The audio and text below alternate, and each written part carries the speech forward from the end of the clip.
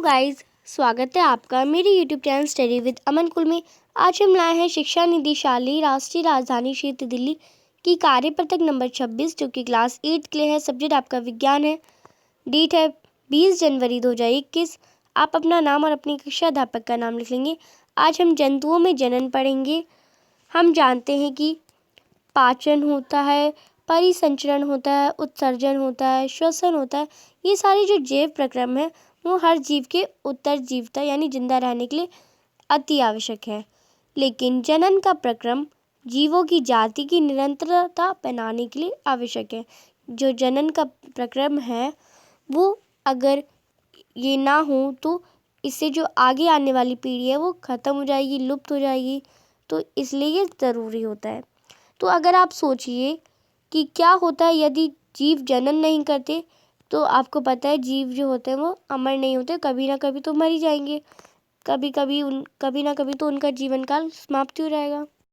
इसलिए जीव जनन इसलिए ज़रूरी है कि वो आगे उनकी पीढ़ी दर पीढ़ी बढ़ती रहे। तो जीव अमर नहीं होते हैं।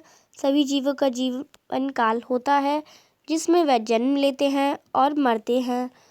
ये कैसे सुनिश्चित होता है कि प्रकृति में जीवन चलता रहे? जीवन की निरंतरता के लिए कोई प्रक्रम तो होना चाहिए। तो वह क्रिया जो सभी जीवन को अपने जैसे जीव उत्पन्न करने में मदद करती है वह जनन कहलाती है। तो ये आपकी डेफिनेशन भी हो जाएगी कि वह क्रिया जो सभी जीवन को अपने जैसे जीव उत्पन्न करने में मदद करती है वह जनन कहलाती है। ये क्रिया न केवल मनुष्य बल्कि सभी जंतुओं, पेड़ पौधों और एकल कोशिकाओं जीव के लिए भी आवश्यक है। ये प्रक्रम हर जीव की जाति की निरंतरता को सुनिश्चित करता है और जीवन को विलुप्त होने से बचाता है। तो अगर नहीं होगा तो विलुप्त हो जाएंगे, इसलिए विलुप्त होने से बचाता है, इसलिए हम जनन ज़रूरी है।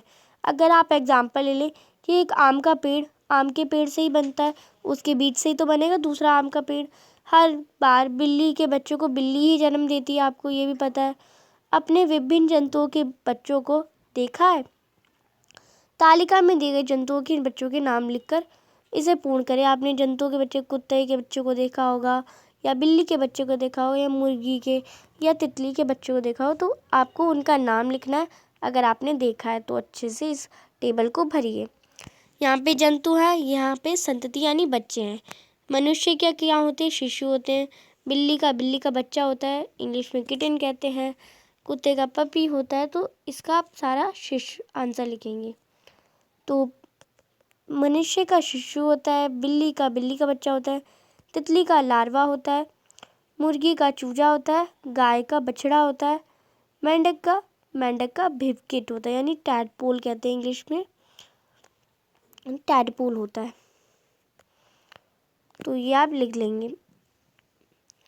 अब है आगे आपके जनन की विधियाँ क्या होता है? जनन की विधियाँ दो प्रकार की होती है, एक लैंगिक जनन और अलैंगिक जनन। पादपों की तरह ही जंतुओं में भी जनन की दो विधियाँ होती है। पादपों में भी दो होती हैं और जंतुओं में भी दो होती हैं। तो जनन की विधियाँ हैं लैंगिक जनन और अलैंगिक जनन।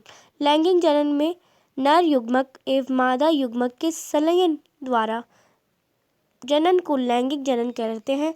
इस क्रिया में दो जीव होते हैं, नर और मादा, मिलकर नई संतति को बनाते हैं जो ह्यूमन बींग्स में होता है। जनन का वह प्रकार जिसमें केवल एक ही जीव भाग लेता है उसे अलैंगिक जनन कहते हैं। तो आपने समझ लिया कि जनन की दो विधियाँ होती है, अलैंगिक और लैंगिक जनन। तो ये आप अच्छे से याद रखेंगे। स्वयं को जांचें, जनन को परिभाषित करें। तो इससे आपको जनन को परिभाषित करना है। वह क्रिया जो सभी जीवों को अपने जैसे जीव उत्पन्न करने में मदद करती है जनन कहलाती है। तो आप ये लिख लेंगे फर्स्ट क्वेश्चन का आंसर। सेकंड क्वेश्चन है जीवों में जनन के महत्व को स्पष्ट कीजिए। तो इसके महत्व को स्पष्ट करना है आपको। जीवों में जनन का महत्व क्या है? अगर जीवों को जनन नहीं होगा तो जीव विलुप्त हो जाएंगे, तो इससे विलुप्त होने से बचाता है। तो ये उसका महत्व है।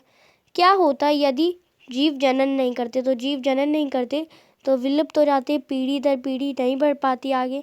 तो आपको लिख देंगे कि यदि जीव जनन नहीं करते तो विलुप्त हो जाते। तो ये आप लिख देंगे थर्ड क्वेश्चन के आंसर में। फोर्थ क्वेश्चन है जीवों में जनन की विभिन्न विधियां क्या हैं? तो आपको पता है लैंगिक और जनन और अलैंगिक जनन। तो इसका आंसर करते हैं।